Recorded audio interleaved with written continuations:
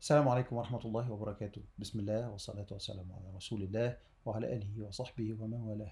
On behalf of the AIA, the American Imams Academy, I would like to welcome you to our Ramadan 2025 خطيرة series, which is titled إن أريد إلا الإصلاح ما استطعت. I'm seeking reform to the best of my ability. When we ask ourselves, what are we trying to achieve from Ramadan? Are we simply trying to fast and abstain from food, drink, and intimate relationships, and that's it? Are we trying to excel in praying Taraweeh and actually worshipping Allah subhanahu wa ta'ala excessively through reading Quran, giving sadaqah, and so on? Is that the end goal from Ramadan? Actually, it's not. Because Allah subhanahu wa ta'ala told us in the Holy Quran, لَعَلَّكُمْ تَتَّقُونَ. O you who believe, fasting has been prescribed upon you as it was prescribed on those who came before you, in order for you to achieve more taqwa. So, achieving more taqwa in the general sense doesn't just mean worshipping Allah at the individual level in a better way. It means to be a better agent of change. Because Prophet Hud alayhi salam did teach us how, when he was addressing his people, he was looking at topics that are way beyond his individual worship. He was looking at their financial well-being and their financial soundness as a community at large. So that's why Ramadan this year is not just a time for worship. Ramadan, it's an opportunity for deep personal and societal transformation. And hence our series is really focusing on true reform, which is starting from within and extending outward, and should be touching families, should be touching communities, and should be touching the society at large. And the series provides a whole comprehensive roadmap for a holistic transformation in order for all of us to become better individuals and contribute to a better society at large. So how is the series structured? Every day we will be going through a journey of reform, covering different aspects, including self-purification, including social responsibility and ethical behavior and spiritual consistency. And every session will be rooted in the Quran and the Hadith of the Prophet ﷺ, the authentic ones, will be practical. So our goal here is not just to learn knowledge without applying it. No, we will be trying as practical as possible with clear action items for every day and beyond that day. And more importantly, it's designed to help you and I to continue reform after Ramadan. So if I'm to give you a helicopter view on the series, it's kind of thematically broken down into clusters. So the first cluster of days, which is days 1 to 4, we will cover the foundation of reform, why it matters, and why it's so important, and how to start.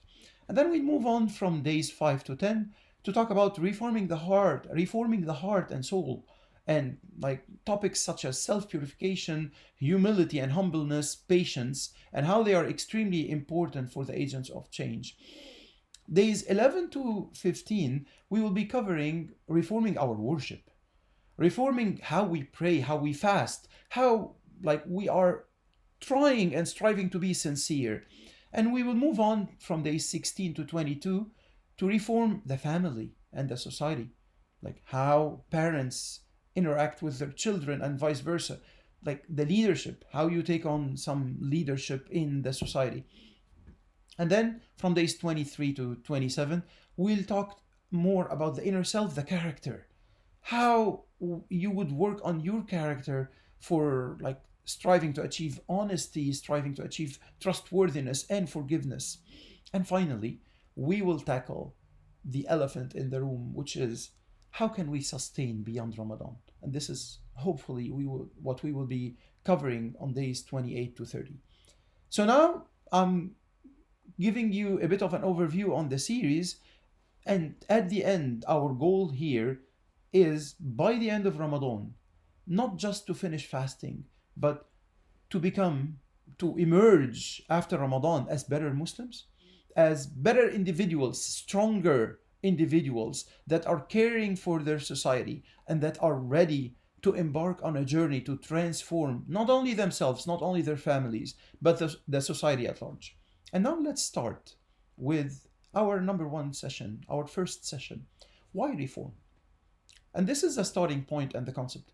And when we are tackling reform, we need to start by understanding why reform is a spiritual and social necessity. So I want you to think and imagine living in a world where everyone only cares about themselves. So no one speaks out against injustice. No one actually takes on any responsibility for change. And everyone says, it's not my issue, it's not my problem, it's not my business. Let me mind my own business. Is this the society that you would like to see as a Muslim? Is this the right society that Islam is preaching for? Absolutely the opposite. In fact, in contrary, Islam is teaching us that we are responsible for making a better environment, making things better at large. Whenever you are in a context, let it be at school, let it be at work, let it be with your neighbors, let it be in your neighborhood, in your city, where you live, in your masjid, you need to always strive to make this context, a better place. You need to try to enjoy the good or forbid the evil, and we all know about this. كنتم خير أمة أخرجت للناس تأمرون بالمعروف وتنهون عن المنكر وتؤمنون بالله. So you enjoy the good and you forbid the evil, and then you believe in Allah subhanahu wa ta'ala. So we are responsible for making things better, and we can't just watch corruption and stay silent. And that's critical in our creed, in our aqidah, that we need to speak up against injustice. Any injustice, whether it's happening for a Muslim or a non-Muslim. So for us, reform is not an option. Reform, it's a duty. And today's session is talking about why we start with understanding our responsibility. And if you think about it, every great movement in history started with one person who decided to act. So will you be that person? That's the question. So if you look at Islam as a religion and how it's a religion of action, not passive. It's like Islam is not teaching passivity. We are here to build, not just to exist. We are here to build, not just to exist. So when you look at Prophet Shu'aib, he did not wait for others. He is actually stepping up and telling his people, وَمَا أُرِيدُ أَنْ أُخَالِفَكُمْ إِلَى مَا أَنْهَاكُمْ عَنْهُ. I don't want to preach for something that I'm not practicing myself. إِنْ أُرِيدُ إِلَّا الْإِصْلَاحَ مَا اسْتَطَعْتُ وَمَا تَوْفِيقِي إِلَّا بِاللَّهِ. So I'm striving to make your society a better society, to make your place, your city a better city. And whatever I'm achieving, it's not because I'm smart. It's not because I'm like the PhD holder. It's not because I'm the messenger of Allah. No, it's from Allah. The tawfiq is from Allah. Whatever you are able to achieve is from Allah. So you are striving for the best society ever. But then you know that whatever success that you will reach is fully attributed to Allah subhanahu wa ta'ala. And when we look at the responsibility of Islah and how it's a collective responsibility, Allah subhanahu wa ta'ala is telling us in Surah Al Imran in verse 104, وَلْتَكُمْ مِنْكُمْ أُمَّةٌ يَدْعُونَ إِلَى الْخَيْرِ وَيَأْمُرُونَ بِالْمَعْرُوفِ وَيَنْهَوْنَ عَنِ الْمُنْكَرِ وَأُولَٰئِكَ هُمُ الْمُفْلِحُونَ. Let there be among you a group who is calling for goodness, calling to goodness, who is enjoining what is right and forbidding what is evil. And those are the successful people.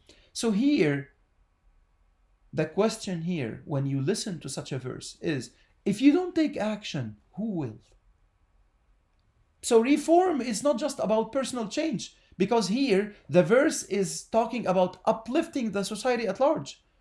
Here we are talking about enjoining the good and forbidding the evil, regardless of who is coming up with this goodness, as long as you see an activity that is characterized as goodness in the society, you need to be encouraging it, you need to be preaching for it. And as long as, on the other hand, you see an activity that is forbidding, like that is preaching for evil, you need to actually be among the first ones who's trying to stop this activity.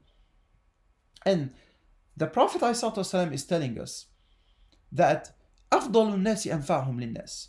The best people are those who are the most beneficial to others. And this is telling you a key takeaway, which is your value in life. I'm talking here about your value in your entire life, is measured by how much improvement you are creating around you, how much improvement you are igniting and you are resulting in, how you are able to transform the people who are around you. Because here the Prophet ﷺ told us that the best among people is the one who is the most beneficial to others, the one who uplifts others, the one who is always eager to make others better. So, reform in a life of an agent of change, of a caller to Allah subhanahu wa ta'ala, of a da'iyah, of a muslih, not of a salih, isn't about an option.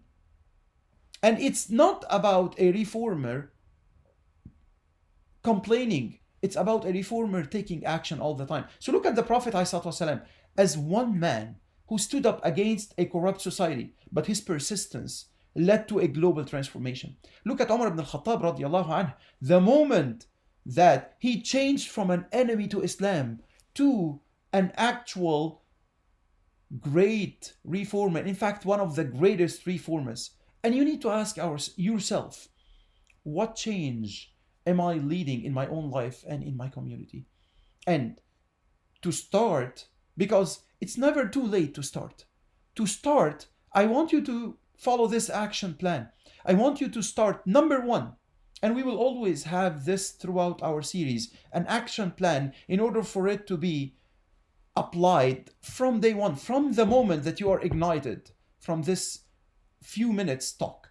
So step number one, identify one thing for you to improve. One thing in yourself, in your surroundings for you to improve. And I hope that it's not only one thing. It would be a series of things, a handful of things that you will say, oh Allah, sincerely, I'm asking you, oh Allah, to empower me to improve these things. And no one knows your life better than you.